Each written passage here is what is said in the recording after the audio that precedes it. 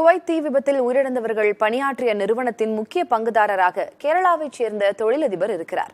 அதன் காரணமாகவே கேரளா மற்றும் தமிழ்நாட்டிலிருந்து அதிகமானோர் அந்த நிறுவனத்தில் பணியாற்றியிருக்கிறார்கள்.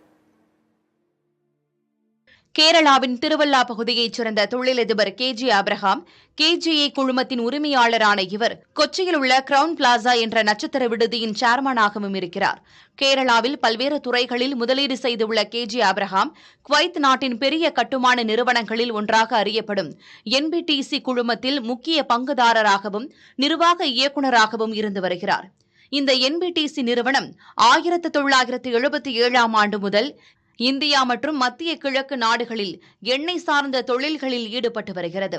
இந்த நிறுவனத்தில் பணியாற்றுவதற்கு கேரளா மற்றும் தமிழ்நாட்டிலிருந்து அதிகமானோர் குவைத் சென்றுள்ளனர். இந்த நிறுவனத்தில் பணியாற்றும் தொழிலாளர்கள் 200க்கும் மேற்பட்டோர் குவைத்தின் மன்காஃப் மாவட்டத்தில் உள்ள 6 அடுக்கு அடுக்குமாடி குடியிருப்பில் தங்க வைக்கப்பட்டிருந்தனர். அந்த குடியிருப்பில் ஏற்பட்ட தீ விபத்தில்தான் 49 இந்தியர்கள் உயிரிழந்தனர்.